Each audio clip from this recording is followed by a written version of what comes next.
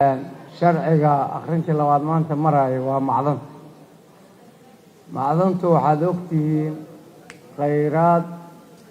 ilaahay nagu manaystay waddankeena isqani ku yahay laakiin aan laga faa'iideysanin waaye waxaan rabnaa in laga faa'iideysto khayraadkaas macdanta ah macdantu waxay noqon kartaa dahab waxay noqon kartaa dhagxaanta qaaliga ah waxay noqon kartaa xataa uraniumka ayay noqon kartaa marka in laga faa'iideysto oo khayraadkaas qof kasta oo muwaadin deegaankiisa khayraadka ku jira uu ka faa'iideysto xurna as u noqdo oo maanta intaad kambani samaysato deegaankaaga nimcada ka soo baxda aad iska dhoofsan karto waa shay aad iyo aad muhiim u ah marka sidaad la socotiinba ama xildhibaankii iga horreeyey oo u sheegay waxaan qaadanay nidaam la yidhaahda federaalku waxna waa la leeyahay waxna waa la kala leeyahay waxyaabaha la leeyahay ee dowladda federaalka ay waajib ka akada difaacideeda iyo ka faa'iideysigeeda iyadoo weliba gaarsiinayso qaybaha xaqa ay ugu leeyihiin iyo shuruucdii hore loo ansixiyey waxyaabaha ku qoran wixii biyo ah ama hawo ha noqoto ama biyo ha noqotee waxaa xaq u leh dowladda federaalka inay muxuu ahay maamusho waxaad ogtihiin dowlad goboleedyaa jira oo dalka ka hirgalay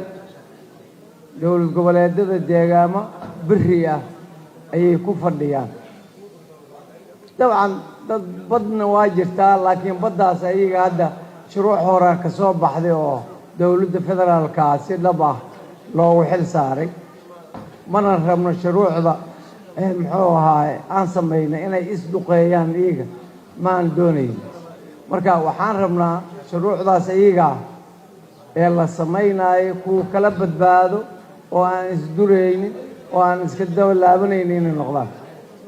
si kaleerena loo qeexana waa muhiim taasaa keenaysa inay shuruucdeenna ay kala badbaado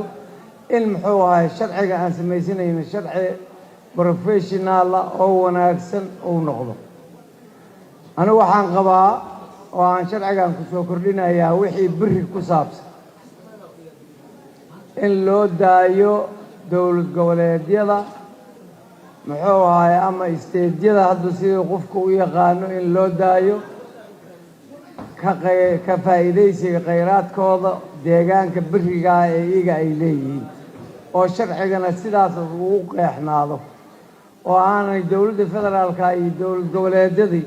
ayna isku dhac isugu imaanin ay kala badbaadaan sharcigii ugu horreeyey ee 2012 aan sameeyey wuxuu ka hadlayay qaabka loo dhisay dowlad goboleedyada iyo degmooyinka waa sharcigii ugu horreeyey ee baarlamaankii sagaalaad uu sameeyey sharciga maanta meel isku dambeeya lama oga dowlad goboleedyadii shuruuc ay iska samaysteen dowladdii federaalka ee shuruuc kale ay samaysay wixii oo dhan maanta waxaa ku jira mugdi iyo madow meel ay ku dambeeyeen iyo cid hirgelisaba sharcigana markii la sameeyo wuxuu u baahan yahay in la hirgeliyo oo dhaqangal noqdo hadduusan dhaqangal noqon wuxuu noqonayaa dheemish uu noqonayaa sharci aan shaqaynin uu noqonaya marka si shuruucdeena ay u noqdaan kuu shaqeeyo dowladda federaalka iyo dowlad goboleedyada awoodahooda waa in la kala qeexaa anigu waxaan qabaa markii macdan laga hadlayo dowlad goboleedyada ayaa xaq u leh beriga waayo waxa ay qabanayiin ayaaba ah inay ka shaqeeyaan berigaas wax soo saarka biyaha wax soo saarka dahabka inay iyaga xaq ay u yeeshaan oo sharcigan aan samaynaynin lagu caddeeyo laguna qeexo haddii laakiin wixii oo dhan ay isku dhex jiraan hadhowta dab waxay noqonaysaa sharci muxuu ahay dib noogu soo noqdo oo aan kala qeexnayn hadda ka hor waxaan xasuustaa sharci ayaan 3 bilood gudahooda aan 2 goor bedelnay sababtoo ah waa isku dhacay keeneen laba hay-adood ayaa isku qabsatay marka si ayna wixii lasii ugu qabsanin inay kala qeexnaadaan oo shuruucda la qoraayo ay ku qeexnaadta wax walbaba ujeeddada loo sameeyey cidda khayraadkaas ka faa'iideysanaysa u qeexnaado wixii beri ah وأكو علنا يا وليبا وحقق ولا دولة goboleedyada waa samaysneen meel aan maanta dowlad goboleed ka talinaynin ma laha inteenaan meesha wada fadhiisa maanta oo baarlamaanka ah nin walba dowlad goboleed uu ka yimi